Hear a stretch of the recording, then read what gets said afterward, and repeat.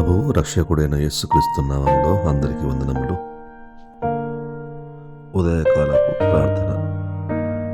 యోబు గ్రంథము 22వ అధ్యాయము 27వ వచనము. నీవు ఆయనకు ప్రార్థన చేయగా ఆయన నీ మనవి ఆలకించును. ప్రార్థన. ప్రేమలిగిన మా ప్రియ పరలోకపు తండ్రి యేసుక్రీస్తు వారి పరిశుద్ధ నామములో మీకు వందనాలు, స్తోత్రాలు చెల్లిస్తూ ఉన్నాం. అనేక పర్యాయంలో మేము శ్రమల గుండా వెళ్ళినప్పుడు, సమస్యల్లో చిక్కున్నప్పుడు, నష్టాలు చవి చూసినప్పుడు వాటికి మూలము మా పాపములని మేము గుర్తించక మీపై సనుక్కుంటూ ఉంటాం.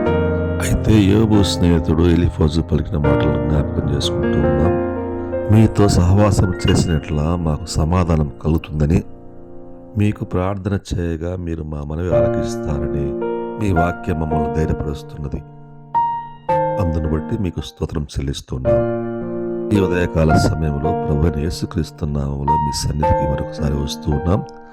ఈ దినాన్ని మేము ప్రారంభిస్తూ ఉండగా దేవా, మీ తోడు, మీ కాపుదల మాతో కూడా ఉంచి నడిపించమని మా రక్షకుడు, విమోచకుడు యేసుక్రీస్తు పరిశుద్ధ నామంలో ప్రార్థించి అడిగి వేడుకుంటున్నాం తండ్రి.